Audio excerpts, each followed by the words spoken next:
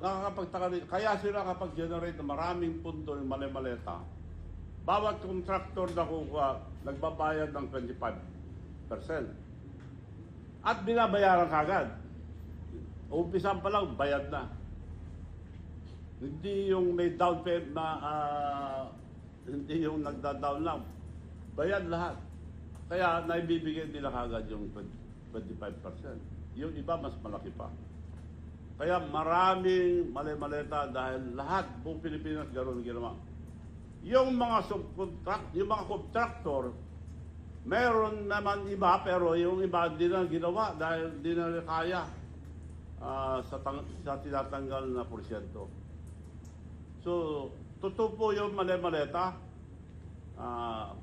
Sa next, ano natin, yung mga Marines, iyon ang mga tunay na testigo. Yun ang tunay na mga bagong bayani natin at hindi natatakot pagsalita. Marami po silang lalabas at marami po silang sasabihin. Kaya lang, hindi inimbestiga yung sinasabi, sila inimbestiga. Baliktad. Kung sabihin mo totoo, ikulong. Si Diskaya, nagsabi totoo, kinulong sila mag-asawa, kawawa naman. Nagbayad lang yun, binigyan ng project. So anong magagawa niya? Bayad sila ng 25%. Binabayaran naman kagad sila.